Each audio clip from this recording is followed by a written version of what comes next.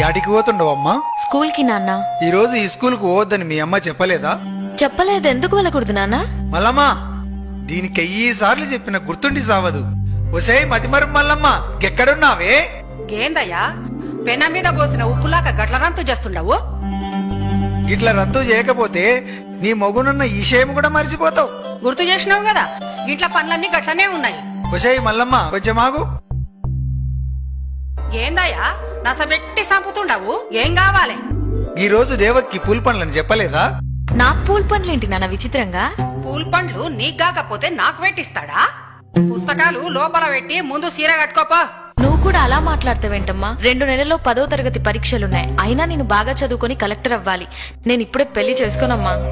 Collector కావాలంటే చాలా పైసలు కావాలా బిడ్డ? గైనా నీవు కలెక్టర్ అయ్యి ఎవరిను ధరిస్తావే? ఒక ఇంటికిస్తే పోయేదానివి.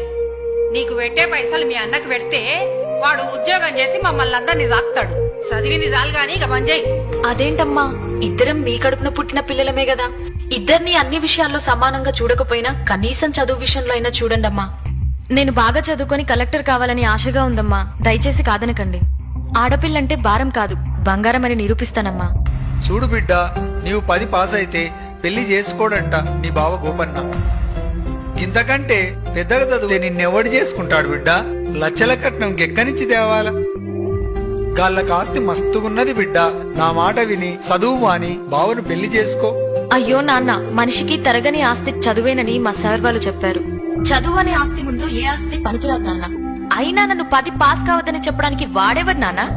అలాంటి వాడిని ఈ జన్మలోనే కాదు, ఏ జన్మలో కూడా పెళ్లి చేసుకోను. ఏందే నోరు పెద్దగా చేస్తుండవు? 10 కూడా పాస్ కాకముందే ఎదురు ములుగుతుండవు. ఇంకా పెద్దగైతే మా మాట వింటావా? పుస్తకాలు ఇంట్లో పెట్టి పోయి చీర కట్టుకోపా. అంతగా పెళ్లి చేయాలనుంటే అన్నయ్యకి పెళ్లి చేయండి. వాడు నాకంటే ముందే పుట్టాడుగా. హలో సిస్టర్, కలలు కనండి, వాటిని సార్థం చేసుకోండి మన దివంగత రాష్ట్రపతి అబ్దుల్ కలాం గారు చెప్పారు. నేను డాక్టర్ కావాలని కలలు కంటున్నా.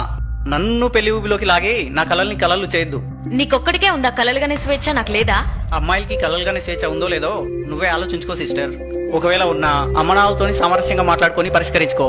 బాయ్ సిస్టర్, కాలేజీకి వెళ్ళొస్తా. ఇది మంచిగా చెప్తే వినేటట్టు లేదు. పుస్తకాలు ఇక్కడి నన్ను చంపిన పర్లేదు, నేను పుస్తకాలు మాత్రం ఇవ్వను. నేను స్కూల్కి వెళ్తా. మీ మామకు మాటిచ్చిన బిడ్డ, నా ఇజ్జత్ తీయకు. లోన్కి పోవే. అమ్మా, వద్దమ్మా. హలో, ఫోన్ ఎత్తండి సార్. ఫోన్ ఎత్తండి సార్ ప్లీజ్. ఫోన్ ఎత్తండి సార్. హలో, ఎవరు? హలో సార్, నేను దేవకిని మాట్లాడుతున్నాను. ఎందుకమ్మా ఏడుస్తున్నావు? నన్ను చదువు మానిపించి పెళ్లి చేయాలని ఎంగేజ్మెంట్ చేస్తుండు సార్. మీరు వచ్చి ఎలాగైనా కాపాడాలి సార్. Sir please sir. నువ్వేం భయపడకమ్మా, నేను